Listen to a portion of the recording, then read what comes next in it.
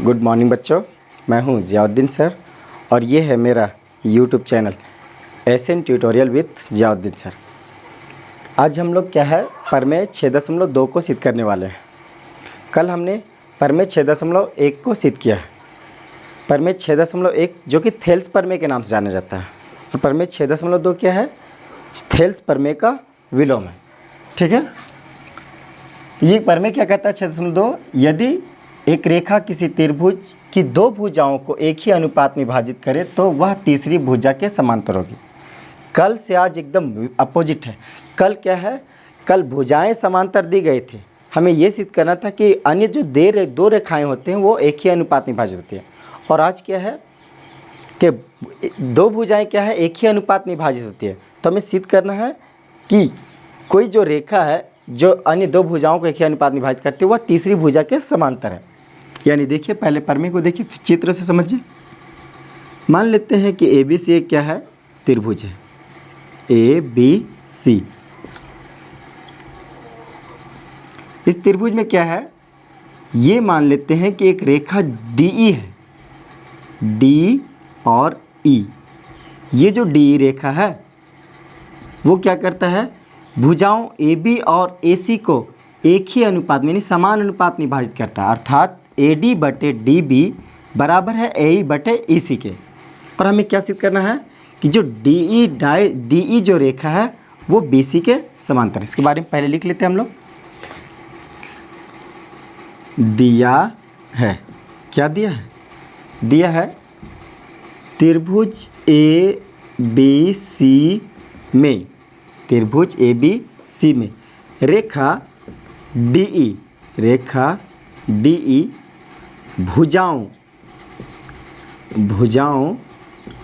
A B और ए सी, ये जो भुजाओं ए बी और ए सी है को क्रमशः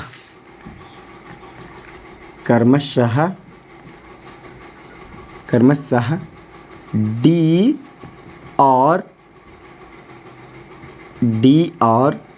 ई पर इस प्रकार विभक्त या विभाजित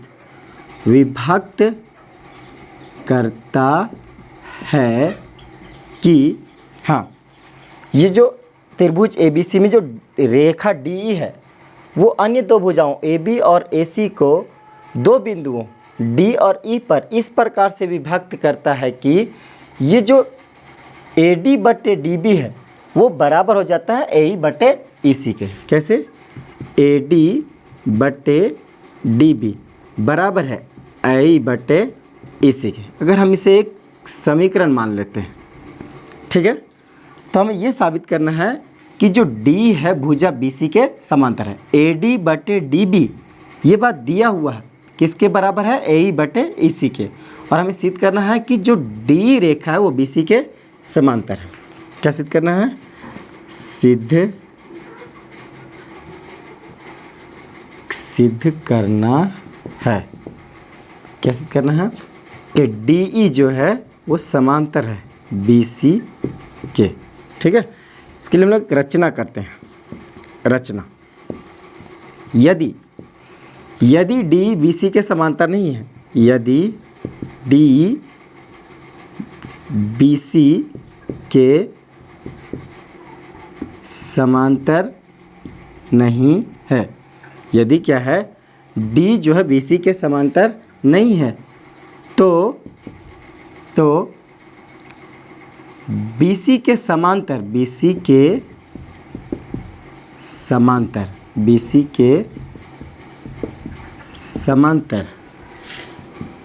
एक रेखा डी ई डैश खींचे। बिल्कुल इसी के बारे में लिखे है ना। यदि डी जो है बी सी के समांतर नहीं है तो हम लोग क्या करते हैं कि बी सी के समांतर एक कोई रेखा डी ई डैश खींचते हैं। ठीक है, ये बात है कि जो डी है वो बी सी के समांतर नहीं है, तो हम लोग क्या करते हैं, एक रेखा डी ई डैश इस प्रकार से खींच दिए, वो बी सी के समांतर है। अब यदि ये देखा दे हम कि ये जो डी ई डैश रेखा है वो BC के समांतर हमने तो देख खींचा है। अगर DE ई डैश जो बिंदु है वो E पर हो जाए, संपाती हो जाए, तो क्या होगा, ये जो रेखा DE डैश जो समांतर था किसके, BC के, तो DE भी समांतर हो जाएगा किसके, BC के। इसके लिए हम लोग क्या करते हैं,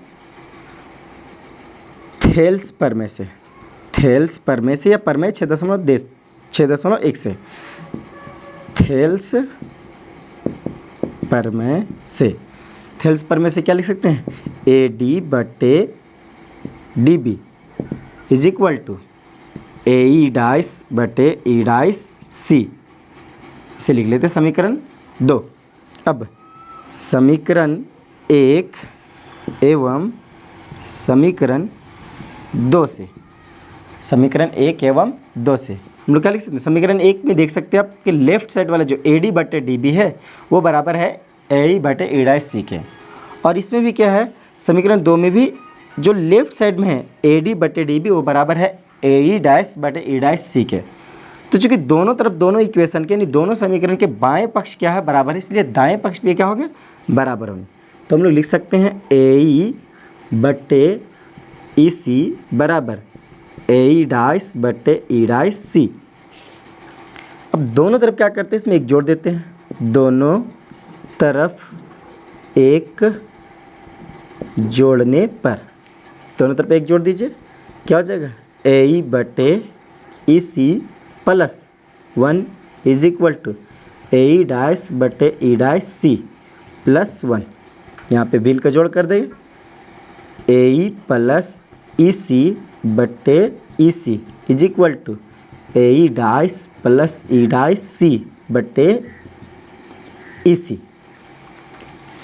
अब हम लोग क्या लिख सकते हैं, फिगर को देख करके AE+EC के बदले हम लोग क्या लिख सकते हैं, AC, और बट्टे में क्या है, EC, EC रहेगा। और यहाँ पे फिर से AE'+E'(C, AE'+E'(C के बदले में हम लोग क्या लिख सकते हैं, AC, दोनों को जोड़ करके क्या लिखेंगे हम लोग, AC, तो और बट्टे में क्या है, EC, E'(C), बट्टे में क्या है, E'(C), तो यहाँ क्या हो जाएगा, यहाँ पे ऊपर वाले दोनों पक्ष क्या है, बराबर है, तो नीचे वाले भी बराबर हो जाएंगे, यानी EC बराबर हो जाएगा E'(C) के।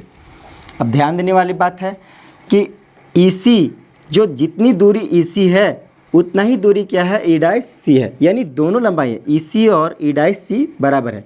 यह तभी संभव है जब दोनों बिंदु यानी दोनों पॉइंट जो है E' और E दोनों को संपाती होना होगा। यह तभी संभव है जब E और E' संपाती होंगे, संपाती होंगे।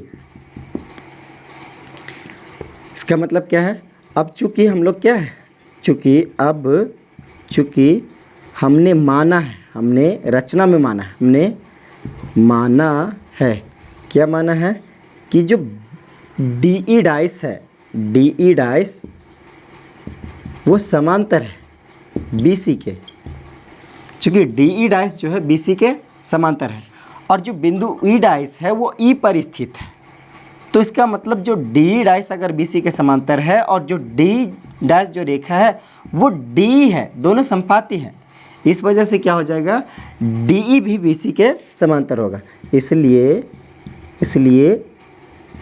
DE समांतर BC प्रूव्ड। हम इसे एक बार फिर से समझते हैं।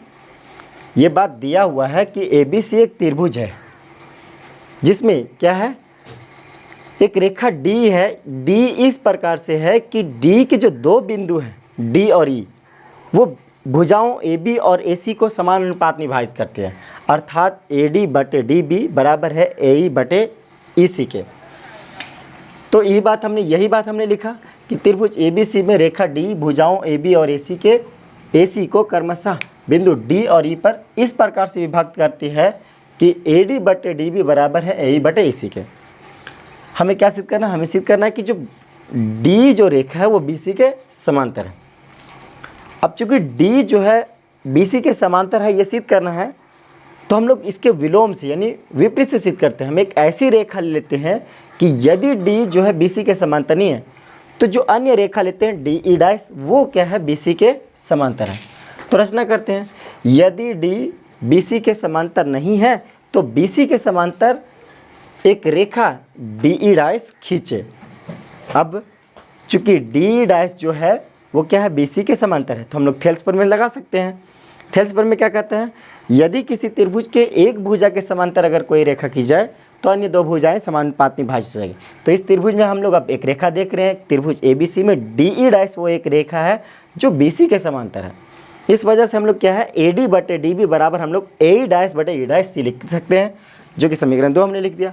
अब समीकरण 1 और 2 में आप देख सकते हैं बाएं पक्ष AD बटे DB AE बटे DB दोनों तरफ बराबर है। तो समीकरण 1 और 2 से क्या हो जाएगा, दाएं पक्ष भी बराबर हो जाएंगे। यानी समीकरण 1 और 2 से लिख सकते हैं हम लोग AE बटे EC बराबर AE डैश बटे E डैश C। दोनों तरफ अगर इसमें एक जोड़ दे तो हमें क्या प्राप्त होगा, हमें प्राप्त होगा AC बटे EC बराबर AC बटे E डैश C। अब चूंकि ऊपर वाले दोनों पक्ष में क्या है, बराबर है, तो नीचे वाला भी संभवतः क्या हो जाएंगे, बराबर हो जाएंगे। तो हमें क्या मिलता है कि जो AE है, ये जो EC है, EC जो है बराबर है E डैश C के। अब दो अलग अलग बिंदुओं से एक ही जगह की दूरी अलग अलग समान कैसे हो सकती है, दो अलग अलग बिंदु से एक ही बिंदु की दूरी समान तभी पॉसिबल है जब दोनों बिंदु को समान संपाती होना होगा। इसका मतलब हम ये कह सकते हैं कि जो बिंदु E डैश है वो E पर है।